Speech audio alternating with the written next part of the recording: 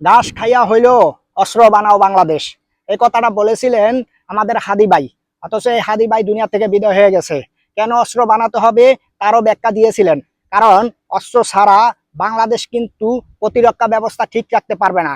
এই যে ইরানের উপরে যে হামলা চালাচ্ছে যুক্তরাষ্ট্র এবং ইসরায়েল, এরকম হামলা যে বাংলাদেশের উপরে করবে না ইন্ডিয়া অথবা অন্য অন্য দেশ অথবা বার্মা, এই সমস্ত দেশ যে হামলা চালাবে না তার কোনো গ্যারান্টি আছে?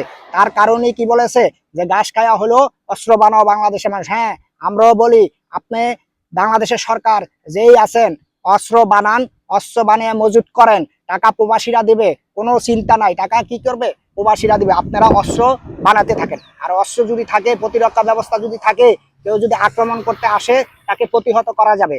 আর যদি প্রতিরক্ষা ব্যবস্থা না থাকে তাহলে কেউ আক্রমণ করলে তাকে প্রতিহত করা যাবে না, দেশকে ধ্বংস করে দিবে। এই যে আমাদের পাশের দেশ, বন্ধু দেশ, যারা আমাদেরকে বন্ধু বন্ধু মনে করে এবং আমরা মনে করি তারা আমাদের বন্ধু, আসলে তারা আমাদের বন্ধু আমরা মনে করি, কিন্তু তারা আমাদেরকে শত্রু মনে করে। কারণটা কি?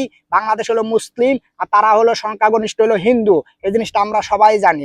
হ্যাঁ, এই যে আজকে যে আমেরিকা এবং ইসরায়েল ইরানের উপরে হামলা করতে আছে, হ্যাঁ, এই হামলার প্রতিবাদ অনেক মুসলিম দেশই জানাচ্ছে না। কেন? তারা শিয়া বিদায় অনেকেই জানাচ্ছে না। আর সুন্নিরা মনে করতে আছে তারা কি মুসলমান নয়, আর সমস্ত ইহুদি জাতি মনে করতে আছে কি তারাও মুসলমান। তাহলে আপনার আমার প্রয়োজন হলো প্রতিরক্ষা ব্যবস্থা। বাংলাদেশে এমন কোনো প্রতিরক্ষা ব্যবস্থা নাই যে কেউ একটা মিসাইল যদি মারে অথবা একটা রকেট যদি মারে যে এটাকে প্রতিহত করবে। হ্যাঁ, বাংলাদেশে 54 বছরে আপনারা দেখেন কোনো প্রতিরক্ষা ব্যবস্থা তারা করতে পারে নাই, শুধু চুরি করেছে। যারা ক্ষমতা এসেছে তারা শুধু চুরি করেছে, তারা শুধু দুর্নীতি করেছে।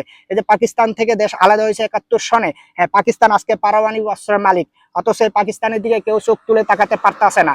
এই পারমাণবিক অস্ত্র থাকার কারণে ইন্ডিয়াকে তারা ছাড় দিচ্ছে না। হ্যাঁ, যখনই ইন্ডিয়া যুদ্ধ করতে আসে তখনই তাদেরকে কি হটিয়ে দেয়। এবং এমন এমন অস্ত্র পাকিস্তানে আছে যেটা ইন্ডিয়াতেও নাই।